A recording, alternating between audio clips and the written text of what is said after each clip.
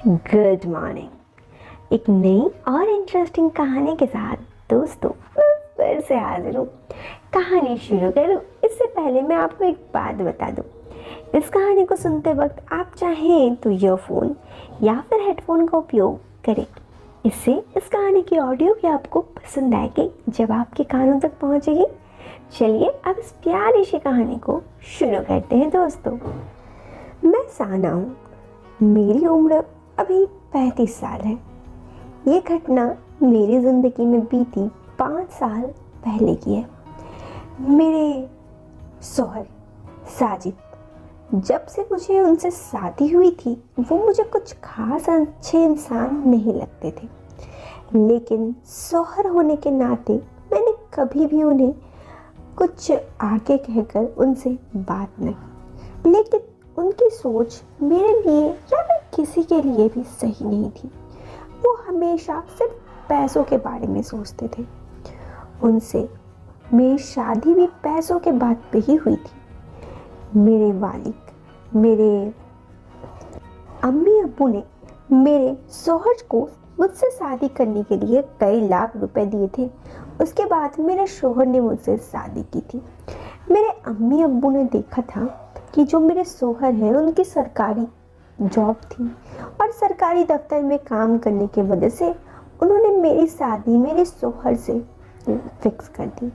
मैं शादी के खिलाफ तो नहीं थी, लेकिन शादी से पहले मैं मोहम्मद से प्यार करती थी। मैं उसे काफ़ी ज़्यादा प्यार करती थी, लेकिन मेरे घर वाले मोहम्मद से मेरी शादी के एकदम खिलाफ थे, जिस वजह से मेरी शादी साजिद से हो गई। साजिद से शादी के बाद मेरी ज़िंदगी पलट गई। शादी के बाद मैं अपने शहर से करीब 5 घंटे की दूरी में मेरे शौहर के साथ रहने लगी। वहाँ पर मेरी सास भी रहती थी, मेरे शौहर की अम्मी। लेकिन मेरे शादी के 1.5 साल बाद उनकी इंतकाम हो गई। उनकी मौत ने मुझे काफ़ी तोड़ के रख दिया था, क्योंकि वो मुझे बहुत मानती थी और मुझे अपने शौहर से बिल्कुल भी प्यार नहीं था। धीरे धीरे मेरे शौहर की जॉब चली गई। उन्होंने पैसे के लिए कुछ ऊंच नीच की थी, जिस वजह से उनकी सरकारी जॉब चली गई। अब मुझे अपनी ज़िंदगी पे काफ़ी बुरा लगता। अब तो मेरे अम्मी अब्बू को भी लगता कि अगर मेरी शादी मोहम्मद से हो गई होती तो मेरी ज़िंदगी ज़्यादा अच्छी रहती। लेकिन जब घर वालों की गलती हो तो क्या ही कोई बोले। मेरे अम्मी अब्बू ये बात मेरे मुंह पे तो नहीं बोलते, लेकिन कहीं ना कहीं उनके दिमाग में भी यही था।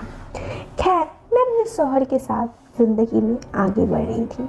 शादी के 4 साल हो चुके थे उस वक्त और मैंने एक लड़के को जन्म दिया था। मुझे पता था मेरे शौहर की बाहर भी किसी से अफेयर होगा।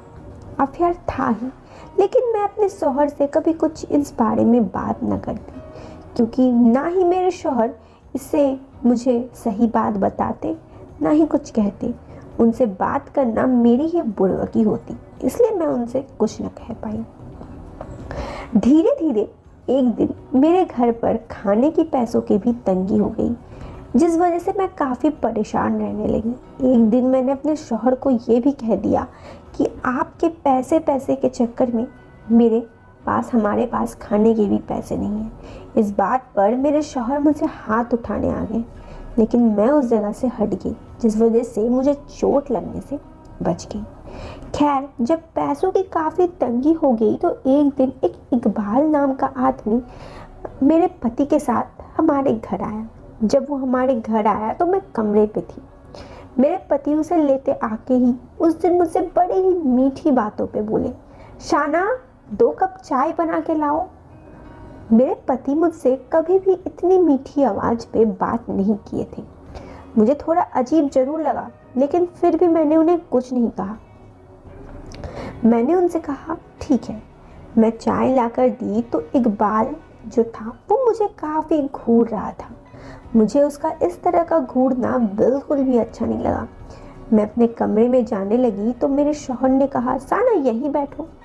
मैंने कहा, मुझे यहाँ नहीं बैठना, मैं जा रही हूँ अंदर।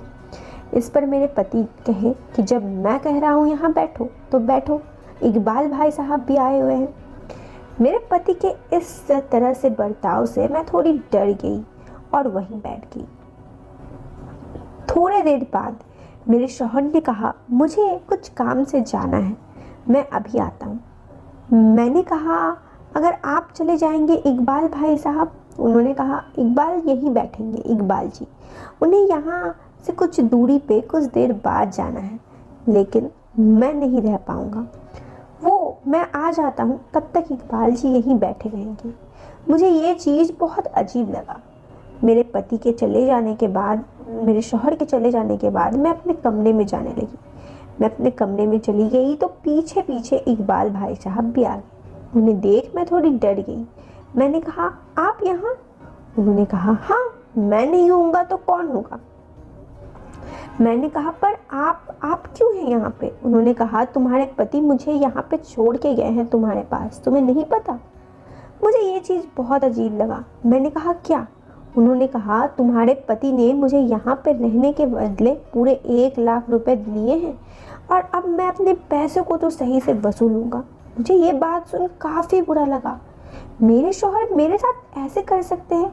मैंने अपने शौहर साजिद के बारे में इतना तो कभी नहीं सोचा था कि कभी वो ऐसे कर सकते हैं। लेकिन उसके बाद वो मेरे पास आने लगे। मैं बहुत डर गई, मैं बहुत ज़्यादा डर गई थी। वहाँ पे किसी तरह से मैंने देखा कि एक पॉट था फ्लावर का। मैं उनके सर पे दे मारी और वहाँ से भाग गई। मुझे पता था अगर मैं अपने मायके जाऊँगी अपने अम्मी अब्बू के पास तो मेरे शौहर मुझे फिर किसी बहाने से यहाँ लेके आ ही जाएंगे और जब मैं यहाँ पे आऊँगी तो फिर ऐसा ही सब कुछ होगा। इसीलिए मैं वहाँ से भाग निकली और उसके बाद मैं वापस अपने शौहर के पास नहीं आई। काफ़ी देर ऐसे ही बीतने के बाद, कुछ दिन बीतने के बाद मेरी मुलाकात फिर से मोहम्मद से हुई। उस वक्त मोहम्मद मुझे देख शॉक्ड हो गया। मैं भी नहीं सोची थी कि इस अनजान शहर में मैं मोहम्मद से मिलूंगी। उसने मुझे कहा, साना तुम यहाँ? मैंने वो अपनी दास्तान सुना दी। उनकी आंखों में मेरी दास्तान सुनते सुनते आंसू आ गए।